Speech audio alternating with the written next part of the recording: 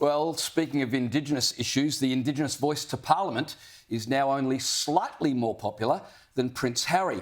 The latest poll from RedBridge shows that the yes vote has dropped under 40% in every state around the country other than Victoria. The poll shows only 39% of voters nationally say they will vote yes, while 61% are intending to vote no. Now, it's worth noting that RedBridge director Cos Samaras is a former Labor pollster, and he himself is voting yes. So there's no reason for him to exaggerate the no vote. Let me show you a graph that was run by the ABC recently, where they collated all the national polls being run to show the trajectory of the yes and no votes. The purple line there is the yes vote. You can see it's just fallen continually since the referendum was announced, while the orange line is the no vote, which has gone from strength to strength.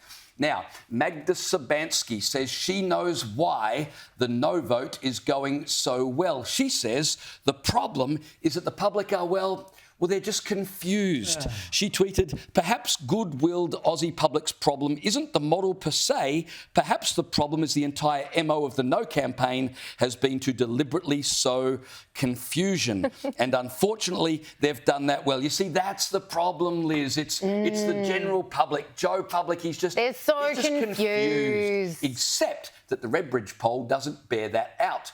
The poll actually asked people to list the top 8 reasons why they were voting yes for the voice. And of yes voters, they said, well, let me give you the no voters first, actually.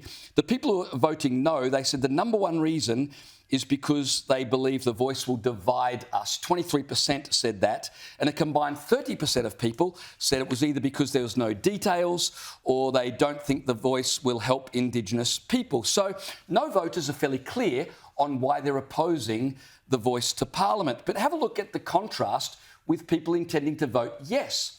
When they were asked why they're voting yes, the top answer was 16% of people saying because the idea came from Indigenous people, they want to support it.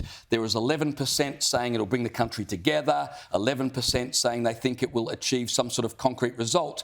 But 29%, almost 1 in 3 people intending to vote yes, listed a reason other than the top 8 provided by the Yes campaign, which says to me that while no voters are pretty clear, it's going to divide the nation, it's not really going to help Indigenous people, yes voters, they're all over the shop as to why they're voting yes. Yeah, and do they even know why they're voting yes? I was in Lewisham recently, which is like inner west-ish suburb, and the call flutes are everywhere. Vote yes, it's on everyone's bin, it's on everyone's, like, it's an actual vibe in this suburb.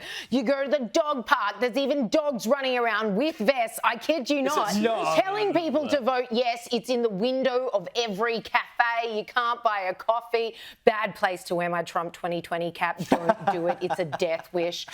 But it does beg the question, do people know really why they're championing this? Because unless they know the details, how can they wholeheartedly champion it? And we know that they don't know the details because we've been trying to find out for a very long time. And how condescending is this from Magda, basically saying the reason why anyone's voting no is they're just confused. What's that very elitist attitude that annoys so many people? Yeah, but and that's why, if you look at that ABC graph we had there, which shows all the polls, like it's almost a perfect curve in either direction, the change from yes to no. And that's not a coincidence. That's because people have changed from yes to no. And they've changed from yes to no because people like Magda Sabansky and the rest of the Yes campaign, until maybe last week, hadn't woken up and realised that telling people that they're racist and engaging in Trump politics and that, you know, it's Judas betrayal of Australia to not support a voice to Parliament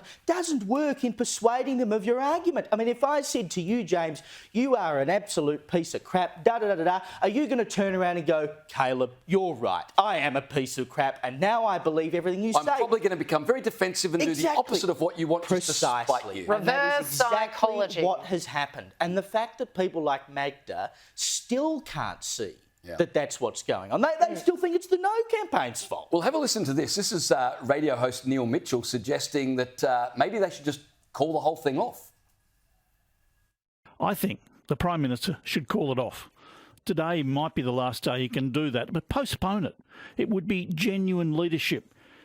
Yes, it would be embarrassing. Could even cost a quid, but it would be the right thing to do for the country. I'm not sure how postponing it at this late stage is going to help the country, Caleb. No, well, it certainly wouldn't. Oh, it'd save us some money. Well, it would save us some yeah. I mean, how much of the 364 million can we claw back? I'm down with it. I mean, call it off completely, but don't postpone it. Well, no, you don't want to postpone it. But of course, we know what Anthony Albanese wants to do. He wants to, be Gough Whitlam 2.0. He's not particularly worried about doing the right thing.